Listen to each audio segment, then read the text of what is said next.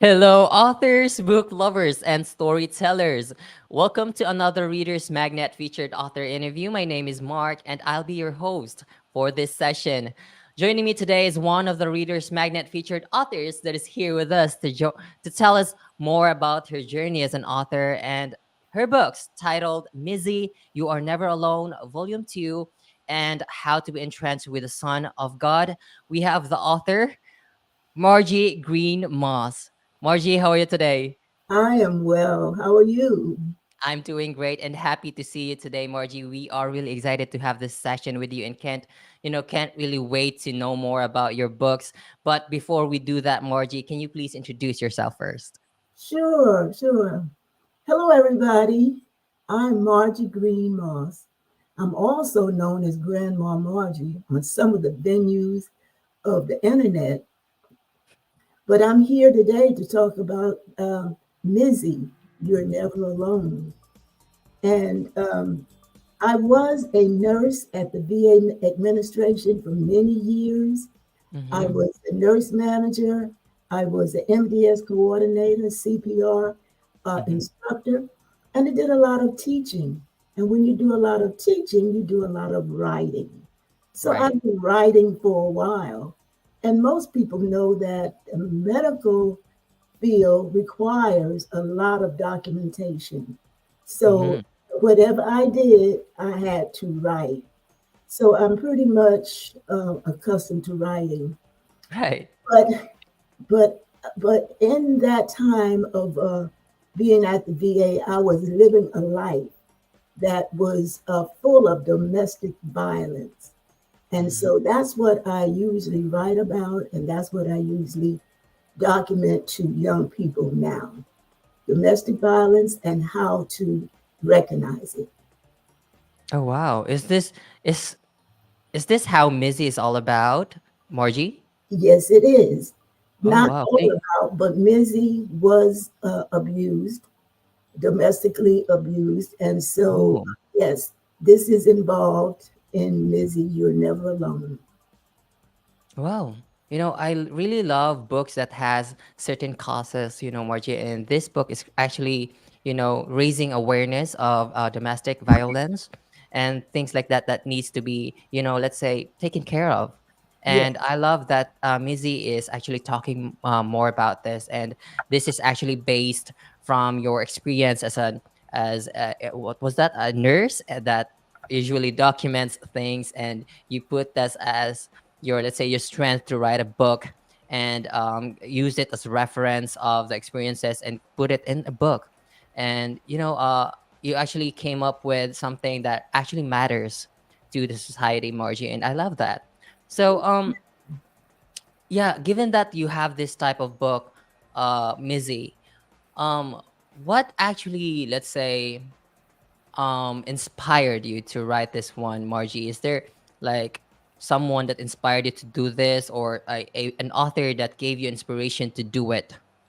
yes. Actually, as I said, I'd been working at the Veterans Administration for many years. And when I Right. finally retired, there was a void. And my children kept saying, well, you got to do something. You got to do something. So they Mm-hmm. gave me three choices. Either I take some classes at the college, or I go into politics, or I write a book. So You chose the latter. I chose the latter, which was not what I thought I would do. But Mm-hmm. then when I consulted, I believe strongly in the God above. And when I consulted, what should I write about? He brought those memories to my mind, which I Mm-hmm. did not want to remember. But Mm-hmm. that is what I did write about. And that is why Mizzy is never alone. I can see that Mizzy is this book is already a volume 2. Is there a volume 1, and what is the volume 1 all about, Margie? The volume one mark was me. I wrote that book. And it was not spiritual at all. And so Mm-hmm. I kind of wanted to bury it, but the Mm-hmm. producer said, no, you can't since it's already published. So Right. I wrote volume two. Oops, sorry. It's okay. It's okay. It happens. We are live, and that's totally fine. Yeah, so I heard that you said that Volume 1 is all about your story, and you kind of like don't want to talk more about it because you want to focus on Mizzy Volume 2. But are they still connected to each other, Margie? They are connected because when I say that was me, God was not Mm-hmm. involved. He had not brought all those memories back to my mind. Mm-hmm. He Mm-hmm. had not put me in a state of mind that I could really feel some of the pain as I wrote. Mm-hmm. So that is why I didn't want to really use volume one because it's Right. not substantial like Right. volume two is. That is totally understandable. As long as you're not, let's say, if you're more comfortable of doing this, then do it. If yeah, if it's something that you are not comfortable yet, then right. Anyway, let's proceed. I heard that you actually have another book which is titled "How to Be Entranced with the Son of God." Can you please tell us more about it and show the book on camera? This is the second book that Mm-hmm. I've written. Well, it's actually the third. But How to Be Entrenched with the Son of God. After I had written Mizzy, You're Never Alone, and there was a time when I said, well, I'm an author. So, and I wanted to do something. And I asked God to show me how to write a how to book, because that is what I did when I was working those many years. Right. Right. So I said, I want to write a how to book. That way I can do some teaching and I could even sell the book. Right. Well, it was a few months, and he told me the title was How to Be Entrenched with the Son of God. And I said, well, God, I really have to learn that myself. I really didn't know how to be entrenched, but I learned, and it's a beautiful book because it taught me how to be entrenched with the Son of God. Right. That's amazing, Margie. We also want to know, I mean, the guide. We want to be guided on how to be entrenched with God as well. For those people that are watching us right now, if you are seeking the same, let's say, guidance, you can grab a copy of this book, How to Be Entrenched with the Son of God by Margie Greene-Moss. You can visit Amazon and search for the title, and you should see the book there available. Again, let us now proceed with your other book, Mizzy, You Are Never Alone, Volume 2. Now, Margie, can you please share to me your favorite line from the book? Oh, yes.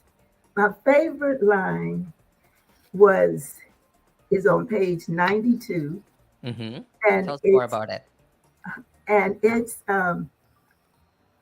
written. The words are, in the morning, Mm-hmm. Lizzie thought, I'll fight, but I know I'm going to get beat up.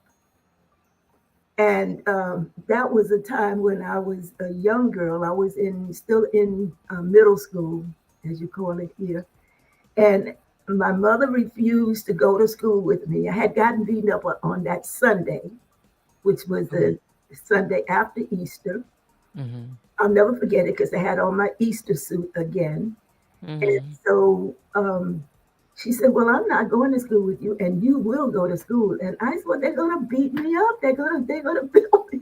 They're going to really. And I cried, and she said, well, you going to school.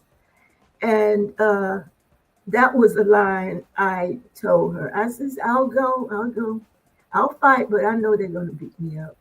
So yeah, Oh, that was you that was know, that was one of my youthful things I'll never forget. My mother sent me to school, and she knew they were going to beat me up.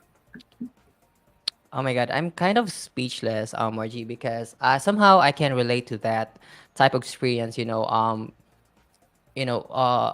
Having to experience things like that on school, and then being not able to have the support you need from the someone you expect to support you, Yeah, and it's really hard, and you just have to move forward. And I just love that you made it into a strength, Margie, and you shared it to everyone to, let's say, raise this certain topic, the domestic violence that is existing all around, but not people or not anyone is actually comfortable of sharing it. But we do experience that, and I love how brave you shared this to using your book, Mizzy, Margie, and you deserve this deserve to be, shared to a wider audience for them to know and read this book, because for sure there's a lot of things they need to learn. By with this question or that comment, Margie, I want to extend by saying or asking, what do you think your readers will take away after reading this book, Mizzy? Well, Mark, I hope they take away the fact that they deserve to be respected. Um, that they take away that you need to give respect in order to Right. get respect. Mm-hmm. And I hope they take away that you have to fight back. It's not necessarily with your fists, with your hands, Right. but there's Mm-hmm. other ways of fighting. We do have the law behind us, and we don't have to be abused, or we can move away. We can do other things to protect ourselves. We don't have to remain in an abusive situation. So I hope they say that's the main thing I want them to take away. Well, there's a lot of things you mentioned that I really like, Margie, especially um, you need to fight back, but that doesn't really need to mean you have to fight with fist or things like that. There are things that you need to choose your battles, and you need to know how to actually fight back. But that doesn't really mean to fight like physically, but in a way that would be beneficial for both of you, for you to learn or to grow, and for him to realize or her to realize her mistake as well. And there are many things to do that, and I believe that with this book we'll be guided on how to do it as well. So yeah, that is really interesting. One thing though, Margie, for sure you made this book as a story. How do you make this book a good one? I mean, let's say a good and interesting story, Margie. What did you like maybe put like a twist for this book? Well, I think to make a book a good book, Mm-hmm. the reader have to identify with the main character, or at least two of have to identify with the characters. Right. Have to be able to identify the problem, and usually the author should elaborate a little bit on ways to get out of that particular situation, not just one way. Um, so that the author needs to clear up any conflict that they have made while they were writing the book, and they need to write it in a way that the reader can come away satisfied that that the situation, the characters are okay. Because if Right. I identify with the character, they may take that character on, and if that character is not satisfied before the end of the book, they may go away with that characterization, and you don't want that. Right. I totally get what you understand. I totally understand what you're trying to say, Margie. You want your readers to be satisfied of the ending of this story. Exactly. Yes. Right, right. We want that. We want a happy ending, actually. Or sometimes we want to end books with a cliffhanger to for them to actually seek more of your story. So some authors do that, or movies do that. For them to look forward for another session, or I mean season. I'm so Yeah. sorry. I'm so sorry. Or maybe episode, or new book, and And other generally, authors do that. and But generally the author will give a hint that that is you, coming, right, so right, that right. that person knows. Yeah, you're right. Mhm. Margie, you actually mentioned that book focuses on or has story of domestic violence. Is there any other specific cause or agenda, or what is it? What is it for you that you want us to share about this book, and why is it? essential for you as an author? Well, Mark, when I first began writing the book, Hmm. I didn't have the agenda, but as I wrote, I realized that there is an awful lot of bullying in school. And while writing, Mark, I learned that bullying comes from the home. It comes with the child. Generally, the child is bullied and does not fight back until a certain point. Point, yes. Yes, then they'll fight back, and sometimes the wrong way. But I think that when bullying is identified in a child, there needs to be intervention. And I know that's going to be a hard law to pass. But I think that social services should be aware that this child is bullying other children so that they can look into the home life and make a difference while that child is young, before Wow. they get to a point where they harm, like physically, definitely harm somebody. Right. I never thought of that, Margie. I always think that bullying starts outside the house, but you're actually right. Sometimes bullying starts inside. You know, there are stories that you don't know, and sometimes people act this way because of their experiences. Let's say them being bullied, and we don't know that, and that's the reason why they act this way. Yes. So, as much as possible, we need to be kind to each other because we have our own stories, we have our own difficulties, and this book actually opens our eyes to be more sensitive of other people and to identify actually who or what are the hints of people that are experiencing domestic violence or bullying. And I love that for this book, Margie. That's nice. You And will. so far, Margie, I believe few people has or many of your friends has read this book already.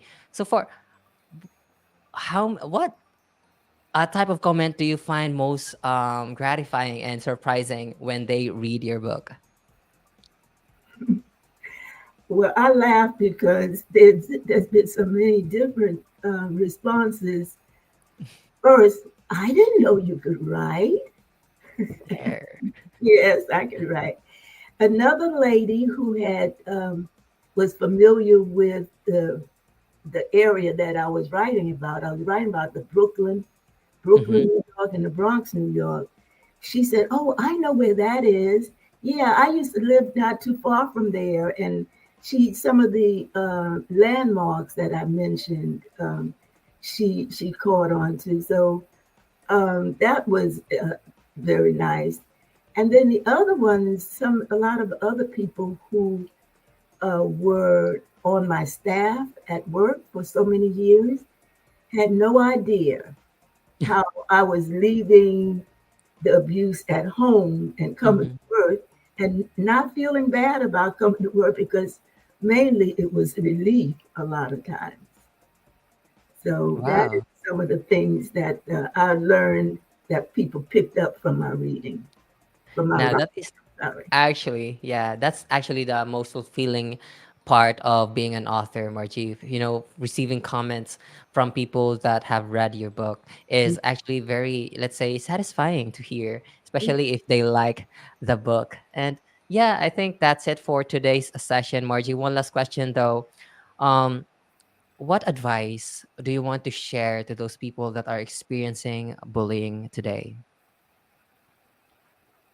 Well, it'll be the parents because a lot of times the children, sometimes, especially if it's a little boy and they've been taught, hey, you're a boy, you're a man, and they don't go home and tell their mom all the time or their dad. Actually, right. So there have to be a confidence, there have to be a closeness with the parents and the children when they send their child out into the world, and that's what they're doing when they send them to school. Mhm. They have to question them and talk to them, and the child will most likely open up and tell them about their day. The other advice is that, again, to the school system, when you get a complaint from a child, don't take it lightly. Don't say, Right. "Oh, that's how that little boy is," and just call the parent and Mm-hmm. stop with that, because there's a problem. Right. And I would like to see. I'm not in politics, but I would like to see some type of initiation of a law whereby investigation would be possible if the child is acting out in an abusive way at school. Right. I'm with you on that, Margie. Because this is would be beneficial for the students and parents, and of course the school as well will benefit from that let's say cause, or let's say your agenda, Margie. Because you just have to be really aware of what people is experiencing Yes, before you need to take someone else's voice seriously. Let's say if they want to open something up, take it seriously, because that's the reason why they're opening it up to you, because they trust that you would help them, and you should take action of their help, seeking help from you. Anyway, I believe this has been a fruitful conversation, Margie. I really enjoyed I've talking with enjoyed you, it. It's been and great. I just love how this book is actually raising certain awareness to parents, children, and schools. And yeah, I think that would be it for the session. This would conclude our session today. Margie, for the last time, one more favor. Can you please show your book on camera, both books on camera, and invite everyone to buy a copy of these books, Margie? This is Mizzy Volume 2, and Volume 2 shows the little girl with a older girl, so that's Volume 2. You'll know that because Mizzy, because of the publishers, is still available. But you want Volume 2. And the one that was supposed to help me teach how to be To be entrenched entrenched. Son of God. By the way, oh, that's an Amber Alert. It's The, okay. yeah. Um, I go to um, schools, um, small groups, large groups, and I talk about domestic abuse with whatever group that they ask me to come to. And the particular group I like to talk to are the teenagers, especially for abuse, because there's a lot of them that jump into doing things that they should not be doing, and then they're attached to someone who is abusive, and they don't want to let them go. So I know some signs of an abusive type person that Mm-hmm. when I do go and speak, I bring those out for young people. Wow. I hope that I can also attend those type of convention with you, Margie. I want to learn and know, or how to identify people that are experiencing bullying, or people that are abusive. And I believe that is really really essential for the, let's say, the society today, or let's say the generation today, Yes, because other people doesn't really know how to identify it, exactly. and it's just really hard. Mark, I call them sheep in wolves' clothing. Oh, in Yes, wolf's clothing. because they are so sweet and so nice, but they are abusive people. And so young ladies and Wow, even that's deep. young men are deceived if they don't know the signs. They are around. They are around, Margie. Around Mark. Wow. Thank you so much for your time, Margie. I really enjoyed, the tips that you shared with us today, Margie. So yes, I think that would be it for this session. Again, everyone, this is Margie Greene-Moss, the author of the book Mizzy, You Are Never Alone, and How to Be Entrenched with the Son of God. I believe the books are available on Amazon and Barnes& and Noble, or you can visit her website, www.grandmamargie411.com. Again, thank you so much, Margie Greene-Moss. As we always say here at Reader's Magnet, we share your story with the world. Goodbye, Margie. Bye bye.